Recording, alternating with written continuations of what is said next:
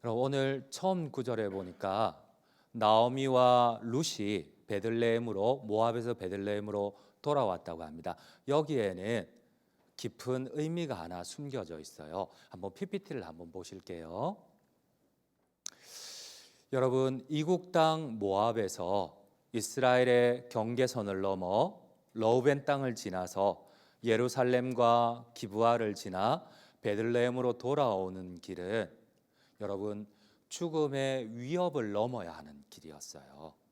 지금이야 치안이 잘 돼 있지만 성경이 기록된 사사 시대는 불법이 난무하는 시대였어요. 특별히 오늘 주인공인 여인들, 또 특별히 젊은 가부인 이방 여인이 함께 속해 있는 여자들이 이 길을 건너온다는 것은 여러분 불가능합니다. 절대 불가능해요. 우리 한번 PPT 두 번째를 한번 보시도록 할게요. 얼마 전에 그들이 지나오는 길에 예루살렘 앞쪽에 보면 저기 노란 선 기브아에서 사사시대에 성경에 보면 이런 사건이 기록되어 있습니다. 여러분 지금이야 여기 계신 남자와 여자가 동일한 인격으로 이렇게 대우를 받잖아요. 그런데 우리 조선 시대만 하더라도 남존여비라 그랬어요. 남자는 높고 여자는 낮다. 그런데 여러분 이것도 아니에요. 조선 시대만 하더라도 여자를 인격으로 생각을 했어요. 좀 높고 낮음으로 구분을 했지만, 그러나 사사 시대에는 여자가 낮은 정도가 아니라 여자는 재산이었어요. 이런 배경 아래에 성경을 이해하지 못한다면은 여러분들이 전혀 이 성경의 교훈하고는 멀리 가 있을 수밖에 없어요. 그 시대만 하더라도 여러분 여자가 시집 가기 전에는 아버지의 재산이었어요. 인격이 아니었어요. 낮음이 아니었어요. 재산이었고 시집을 가고 나면 남편의 재산이었어요. 여러분 이런 시대에 여자가 성적인 도구로 취급받던 시대에 여자 둘이 국경을 넘어서 베들레헴으로 들어간다. 여러분 이건 거의 불가능한 일입니다. 바로 이들은 하나님을 다시 찾기 위해서 생명을 걸고 나오미가 돌아왔다는 것을 의미를 해요. 여러분 그 당시에 사사 시대에 있었던 한 사건입니다.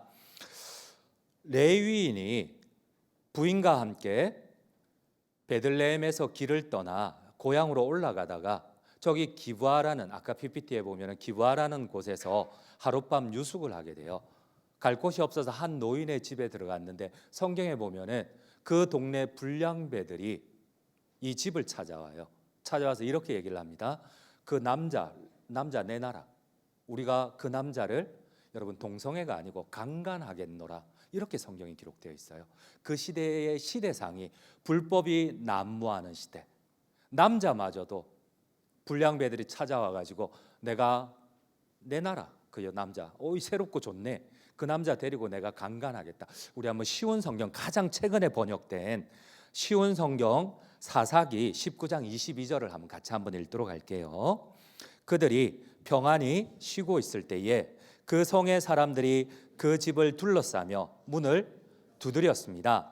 그들은 집주인인 노인에게 말했습니다. 당신 집에 온 사람을 끌고 나오시오. 우리가 그 사람을, 히브리어 원어에 보면 정확하게 나와 있어요. 강간하겠다고. 물론 젊은 여러분들한테 이런 단어를 소개해서 미안하지만 사사시대가 그랬어요. 여러분 룻기의 배경은 사사시대입니다. 이 불량배들이 아마 레위인이 잘생겼는가 봐요. 레위인이 괜찮았는가 봐. 그러니까 그 남자를 내놔라는 거야. 내가 강간하겠다는 거야. 그런데 여러분 더 이상한 건 이때 이 노인의 대답이에요. 노인이 이렇게 얘기를 해요. 그래 하지 말라. 왜 손님인 이 사람한테 이런 짓을 하면 안 된다. 대신 내가 남자를 알지 못하는 딸을 주겠다. 그리고 이 레위인의 첩이 아내가 있으니까 그 여자를 줄 테니까 가서 니네들 원하는 대로 하고 싶은 대로 해라. 여러분 이 노인의 말이 더 이상해요. 이 노인의 말에는 그 시대의 가치관이 반영돼 있어요. 바로 여자를 재산 취급하는, 아버지가 자기 딸을 주겠다는 거예요. 남자를 알지 못하는 자기 딸을 줄 테니까 너가 마음대로 하라는 거예요. 그리고 레위인의 아내를 줄 테니까, 여러분 그 시대가 불법이 난무하는 사사시대였어요. 왕이신 하나님을 거부하고 사람들이 왕이 되어서 자기의 욕망대로 가치관대로 살아가던 시대가 이 룻기의 배경이 되는 사사시대예요. 우리 한번 성경 말씀 같이 한번 사사기 19장 22절에서 24절 혹시 내가 이걸 안 넘겼는데 되나? 그냥 25절에서 26절을 한번 같이 한번 읽도록 하겠습니다. 25절에서 26절입니다. 무리가 듣지 아니하므로 그 사람이 자기 첩을 붙잡아 그들에게 밖으로 끌어내매 그들이 그 여자와 관계하였고 밤새도록 그 여자를 능욕하다가 새벽 미명에 놓은지라 동틀 때에 여인이 자기의 주인이 있는 그 사람의 집문에 이르러 엎드려져 밟기까지 거기 엎드려져 있더라. 여러분 우리 PPT 맨 마지막 장면 한번 보여주실래요? 여기에 보면은 이 사사시대의 배경을 이렇게 했어요. 맞습니다. 이 첩을 대신 레인이 줘버렸어요. 불량배들한테. 그래서 밤새 겁탈하고 숨이 끊어질 때까지 이 여인에게 몹쓸 짓을 했어요. 그래서 성경은 이렇게 얘기를 합니다. 다음 날 새벽 미명에 보니까 밤새 고통을 당했던 아내가 죽어 있어요. 근데 더 레인의 짓이에요. 이 짓이 자기 안에 시체를 토막을 내 12토막을 내서 12지파에 갖다 또 뿌려버려요. 뿌리면서 이 가만히 놔둘 거냐. 이렇게 된 게 사사시대의 배경이에요. 여러분 이런 시대에 이국 모압 땅에서 여인 둘이 베들레헴으로 돌아온다. 갈 때는 남편이 있었어요. 갈 때는 엘레멜렉이라는 남편이 있었고 두 아들 청년 기럯과 말론이 있었어요. 그들이 나오미를 보호해서 같이 갔지만 돌아올 때는 아버지와 두 아들이 다 죽었어요. 근데 그 길을 여자 둘이가 돌아와요. 여러분 이거는 거의 불가능해요. 이 여인은 죽음을 각오하고 하나님이 다스리는 베들레헴으로 돌아올 각오를 했다는 거예요. 여러분 시대는 진짜 많이 바뀌었어요. 그래도 치안이 어느 정도 세계 여행을 해도 괜찮았는데 목사님 세대만 하더라도 이렇게 내가 여러분들 나이 때만 하더라도 쉽지 않은 세상에서 목사님 원양어선을 탔어요. 근데 어느 날 원양어선을 탔는데 선담배에 이런 얘기가 들려오는 거예요. 여러분들 혹시나 아마 사모님들, 목사님들은 기억할지 모르겠는데 목사님이 타던 배에 우리 같은 회사 선담배가 참치 이렇게 독항이라는 게 있어요. 준하구로 참치를 잡는데 그 배의 조선족 선원들이 한국 선원들을 다 죽였어요. 다 죽이고 바다에 다 버리고 그리고 제주도를 거쳐서 중국으로 납포하고 배를 납포하고 가는데 해경에 걸렸어요. 왜 국적배가 왜 한국에 안 들어오고 중국으로 가지? 그래서 잡아보니까 안에서 한국 선원들은 다 죽이고 선장부터 조선족들이 그리고 그들만 이 배를 끌고 중국으로 들어가고 있어서 여러분 혹시 사모님들 옛날에 그 한번 뉴스에 나왔던 거 기억나세요? 우리 선담배였어요. 목사님 타던. 그러니까 여러분들은 이해가 안 되는데 최근 몇십 년 전만 하더라도 그런 일이 있었어요. 근데 이 사사시대는 배경이 이렇습니다. 이 교훈을 통하여 우리가 두 가지를 기억해야 됩니다. 여러분 룻기는 바로 나오미가 처음에는 자기의 목적을 위해서 하나님을 거부하고 풍요의 땅 모압으로 이방의 땅으로 자기가 갔어요. 그런데 오히려 풍요를 요청하고 갔는데 오히려 남편과 두 아들이 죽임을 당해요.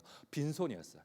가장 사랑하는 자녀들을 잃고 그리고 모든 것을 잃고 베들레헴으로 죽을 각오를 하고 돌아와요. 근데 그들은 돌아오는 길에 반드시 어쩌면 생명을 잃어야만 하는데 그러나 중요한 것은 그들이 나름대로 풍요를 선택하고 안정을 선택할 때는 그들 스스로 자신의 생명을 지킬 수가 없어요. 그러나 오히려 우리 상식에는 도무지 돌아올 수 없는 길인데 그들이 하나님께 보호를 요청할 때는 하나님을 섬기겠다는 결단을 할 때는 하나님께서 그들을 보호하신다는 거예요. 여러분들 믿으세요? 이 룻기를 통하여서 하나님이 가르쳐 주시고자 하는 교훈이 바로 이거예요. 우리 스스로는 우리의 생명을 지킬 수 없지만 하나님께서 우리의 생명을 지켜주신다는 거예요. 여러분 참된 믿음이란 무엇일까? 하나님이 오늘 묻고 있어요. 나오미는 하나님의 말씀을 거부했어요. 하나님이 다스리는 예루살렘에 흉년이 들었어요. 그 하나님을 거부하고 오히려 모압 땅에 있는 풍요를 선택해서 떠났어요. 그런데 그곳에서 오히려 가장 사랑하는 가족들을 잃어버려요. 그런데 그가 생명을 결단하고 다시 하나님의 통치가 있는 예루살렘으로 돌아오려고 할 때 하나님이 그 가족을 지켜주셨다는 거예요. 그리고 이곳에는 또 하나 하나님의 새로운 은총이 기다리고 있어요. 여러분, 이방 땅에서 남편이 죽었어요. 근데 하나님께서는 이 룻기 2장, 3장, 4장에 보면은 하나님이 죽은 엘리멜렉을 대신한, 성경은 이렇게 표현합니다. 유력한 자, 유지, 지방 유지 보아스를 준비해 놓았다고 해요. 그리고 기럯과 말론이 죽었어요. 두 아들이 죽었는데 그 기럯과 말론을 대신한 다윗의 할아버지 오벳이 태어나게 만드셨다고요. 지금 두 가부에게는 미래가 하나도 없어요. 할 수 있는 일이 이삭 주어서 근근히 하루하루 살아가야 돼요. 그런데 목숨을 각오하고 하나님께 돌아온 이 두 과부에게 하나님은 앞으로 남편을 대신할 보아스를, 그리고 기럯과 말론 자녀들을 대신할 하나님의 아들 오벳을 준비하고 계셨어요. 이 오벳을 통하여 다윗이 태어나고, 나오미는 스스로 고향에 돌아왔을 때 사람들에게 나를 마라라 부르라 했어요. 이 마라라는 뜻은 히브리어로 가장 고통스러운 쓰디쓴 인생이라는 겁니다. 다 잃어버렸어요. 남편도 두 아들도 다 잃어버렸어요. 재산도 하나도 없어요. 그녀는 모압으로 떠날 때 남편과 두 아들이 있는 풍족한 상태였습니다. 그러나 돌아오는 길에 그들은 더 이상 동행하지 않습니다. 그녀의 손을 잡아줄 남편이나 아들들을 모압 땅에 묻고 나오미는 빈손으로, 진짜 빈손으로 아무것도 없이 베들레헴으로, 예루살렘으로 돌아옵니다. 오늘 본문 20절, 21절을 같이 한번 읽겠습니다. 20절입니다. 나오미가 그들에게 이르되 나를 나오미라 부르지 말고 나를 마라라 부르라. 이는 전능자가 나를 심히 괴롭게 하셨음이니라. 내가 풍족하게 나갔더니 여호와께서 내게 비어 돌아오게 하셨느니라. 여호와께서 나를 징벌하셨고 전능자가 나를 괴롭게 하셨거늘 너희가 어찌 나를 나오미라 부르느냐. 여러분, 이 나오미는 아브라함의 조카 롯과 똑같은 병행적인 내러티브를 가지고 있습니다. 여러분, 아브라함의 조카 롯은 아브라함을 떠나요. 아브라함의 하나님을 거부를 해요.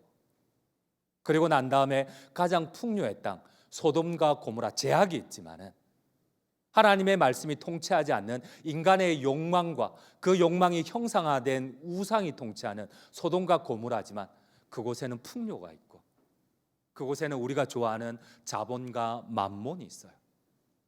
그래서 아브라함의 조카 롯은 이 소돔과 고모라를 선택을 합니다. 여러분, 오늘 성경에 나오는 나오미 역시도 마찬가지예요. 하나님이 통치하는 땅에 하나님의 징계가 왔어요. 흉년이 왔어요. 그러자 하나님을 거부하고 풍요의 땅 모압으로 넘어갑니다. 여러분, 우리에게 모압은 어떠한 곳일까요? 여러분, 우리에게 모압이나 소돔과 고모라는 어떠한 곳일까요? 여러분, 신앙은 뭘까요? 믿음은 뭘까요? 우리가 하나님을 믿는다, 예. 하나님을 안 믿는다, 아니요. 이게 신앙일까요? 전혀 그렇지 않아요. 여러분, 신앙은 반드시 여러분들의 가치관과 세계관으로 나타나게 되어 있어요. 여러분, 가치관은 어디에 더 우선순위를 두느냐의 문제입니다. 여러분들의 가치, 여러분 반드시 선택의 기로에서 여러분들이 선택하는 것이 여러분들의 신앙입니다. 나는 하나님을 믿는다고 했는데, 나오미와 엘리멜렉은 하나님을 믿는다고 했는데 결정적일 때는 자기의 욕망을 선택을 합니다. 여러분, 아브라함의 조카 롯은 하나님을 믿는다고 했지만 결정적일 때는 반드시 소돔과 고모라를 선택하게 되어 있어요. 여러분들은 신앙을 뭐라고 생각을 하세요? 어떤 선택을 하세요?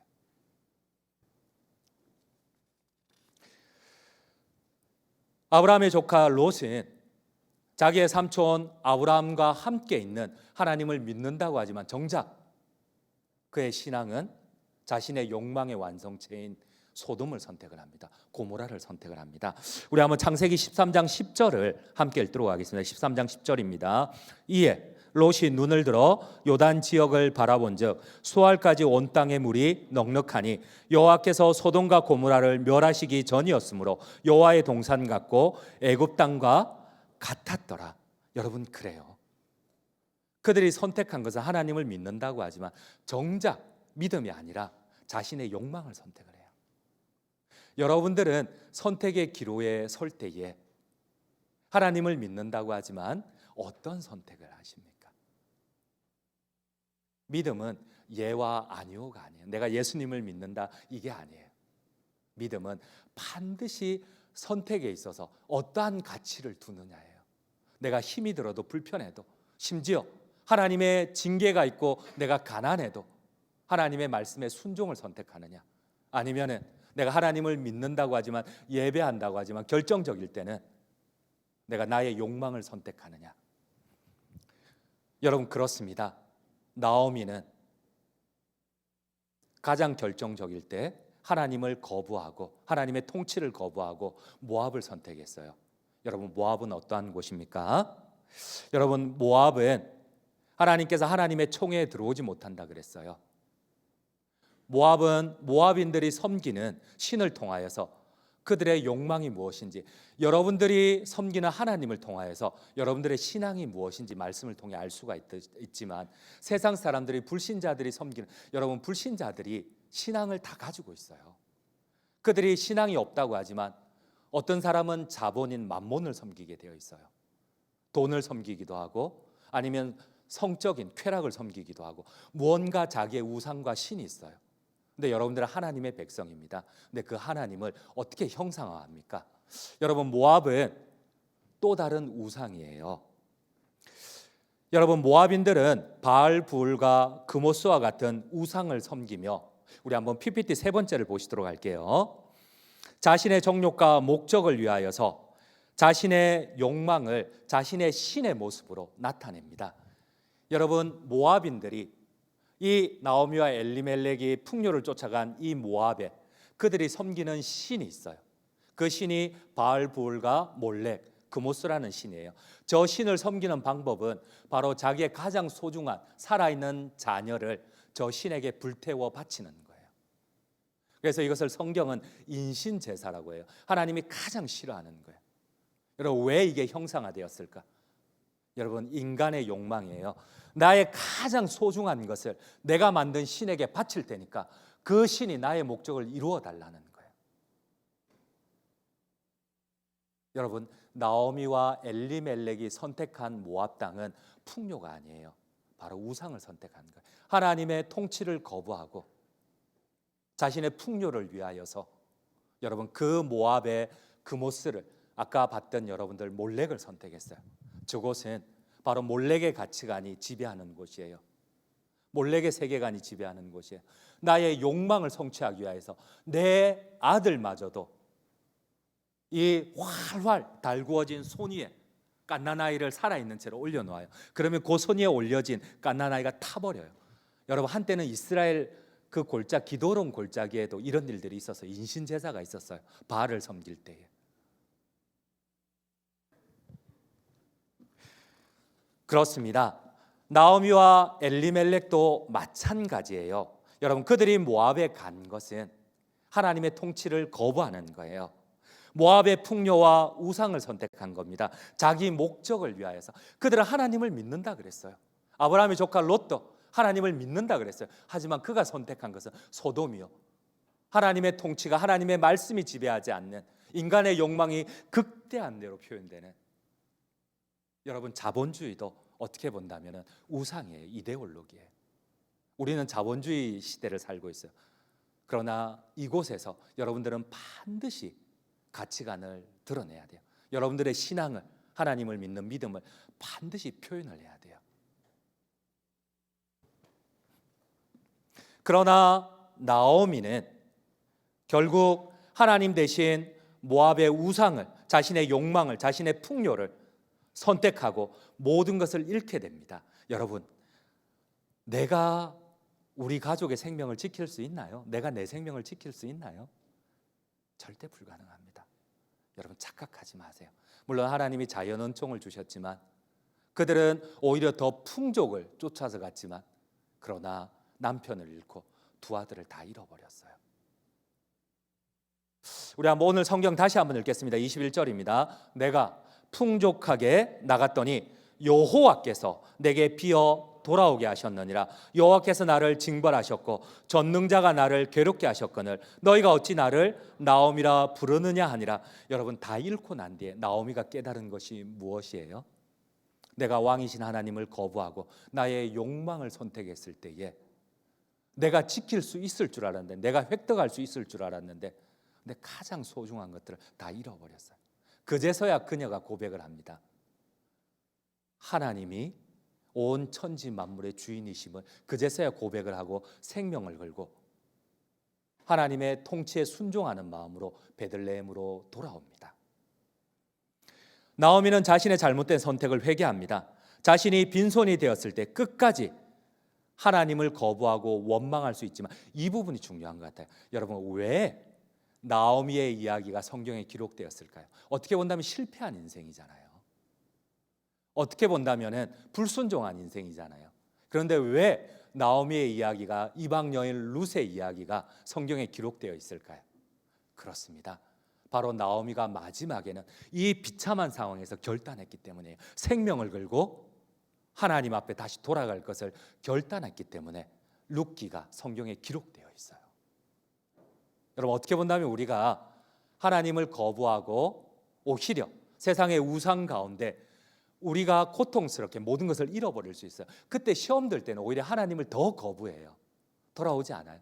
그런데 이 룻기가 귀한 것은, 성경에 기록된 것은 그 상황 가운데서도 끝까지 하나님 앞에 순종하여 나오미가 생명을 걸고 다시 베들레헴으로 돌아왔다는 거예요. 그리고 그 두 여인은 돌아올 수 없는 상황에서, 생명의 위협을 받는 상황에서 하나님의 보호 아래 안전하게 돌아올 수가 있었고, 그리고 더 중요한 것은 상상치도 못하는 하나님이 새로운 남편과 새로운 자녀들을 준비하고 계신다는 거예요.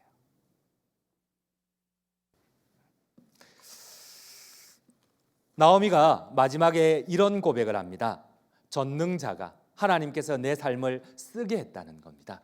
나의 선택에 대한 결과를 하나님께서 고통스럽게 만들었다는 거예요.